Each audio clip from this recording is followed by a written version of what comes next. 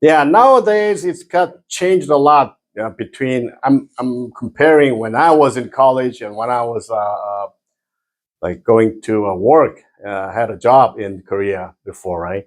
So it's different. Back then, soju was like 24, 25 degrees. We even had like 35 degrees soju back then. But nowadays, because of uh, recent, youngsters, these guys, they want lighter. And a lot of female drinkers too, I noticed. Before, when I was in college, if females, they drink by themselves, hard to see that kind of, sin, right? How to imagine that way. But nowadays, I see a lot of this female only, female alone drinking, no problem. But back then was a little different, more conservative than compared to right now.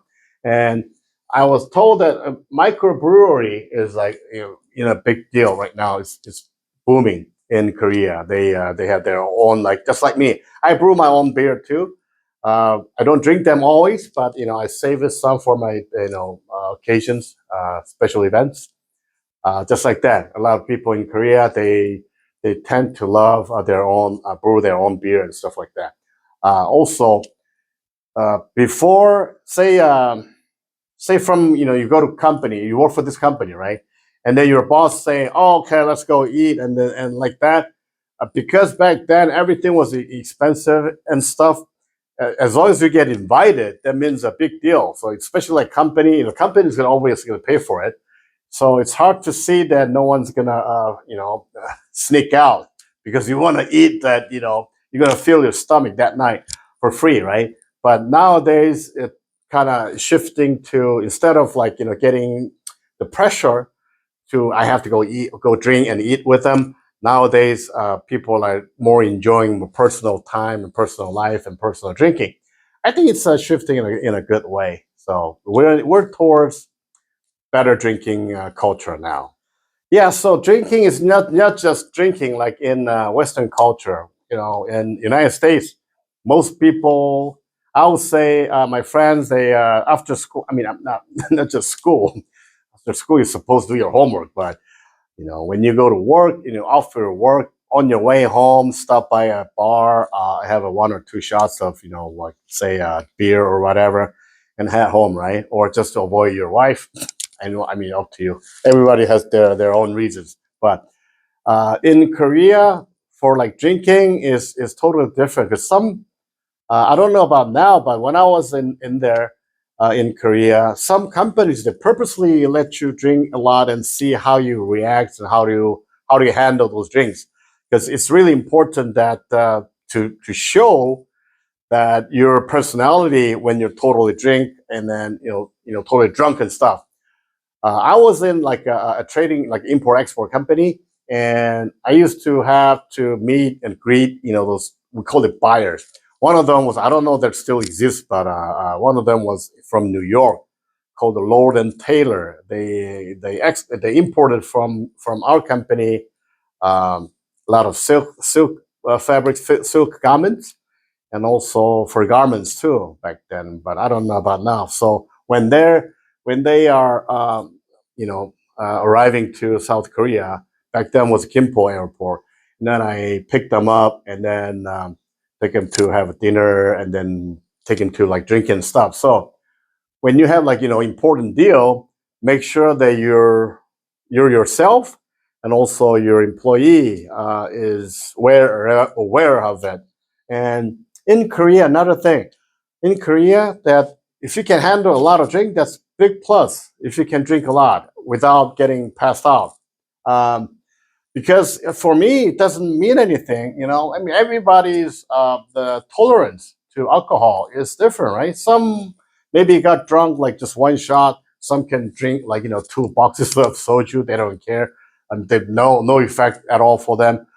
I probably drink like three or four bottles now, but when I was a little younger, I could drink a lot more. But to me, I usually, for me, and then when they say, I can handle really good because I don't get like uh, totally drunk a lot of times, and then I know I still control when I'm going in that way. But in Korea, it's a lot. It's a very a big deal. So if you cannot hold, cannot, hold or cannot drink some drinks, any soju or whatever, then they will kind of shy away, and people think you're not manly enough, things like that. It's nothing to do with that, but that was it. But nowadays, I heard that's changed a lot.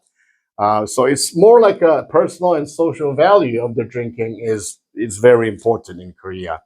And also because we get all, you get all like, hammered, you got all drunk together, that will bond yourself, your and your friends more, close together.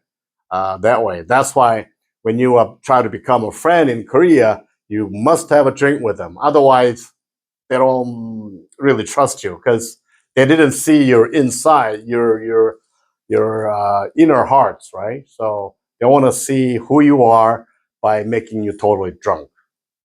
Yeah, for me, uh, when did I since drink? I started drinking after the when was this? High school, right before my high school, right before my high school graduation, right? So, well, when I was let's say 18, 19, start from there. So I drank for about like 40 years now. So along course of this way, drinking for that long, I have certain rules by myself. I don't drink when I'm not happy. When I'm like mad or I feel sad, and hardly get that kind of emotion. But I don't drink when I'm unhappy or I'm mad or something. I'll just go out running or go hunting or go fishing, do whatever I want just to cheer me up. If not in the mood, I never drink.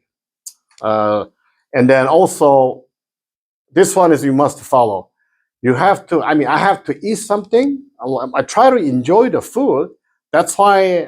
That's the reason why I'm bring a drink. So say, for example, huh? If I'm gonna have like some cheese or crackers or some caviar, like that, it has to be like either cognac or whiskey or stuff like that. I don't eat those and drink with soju. Soju must come with Korean food or some sashimi stuff like that. That's all right, but there's all matching food with drinks. If that's off, then can't do it. I don't drink just to get hammered, just to get drunk. It's not me. So that's my rule. I mean, you don't have to follow me, but then um, that's how it is. And also, I mean, you can. So another thing is that if I'm not happy, I don't drink, right? So if you're not my kind of person, I don't drink with you either, unless you're really sexy. I'm just kidding, but you get what I mean, right? That's what it is. So that's how it is, and I hope you enjoy it. And I'll stick with us because I'm going to show you actually in a restaurant setup in a dinner table how it's going to be. How do you receive and give, and how do you drink? Okay, I'll show you right now.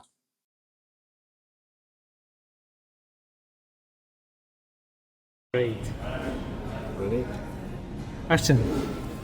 Yeah, okay, since Alex is younger than me, he's gonna pour it with two hands. I'm older guy, I can just use one hand, but as a polite, gesture, I'm gonna use hold on to my belly because my belly's too big.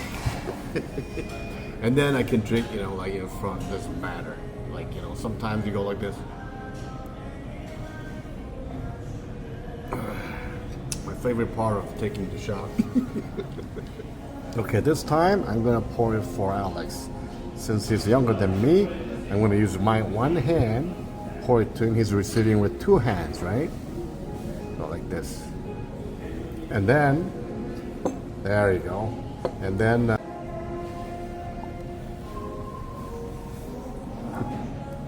there you go. Pretty good, huh? Good, good.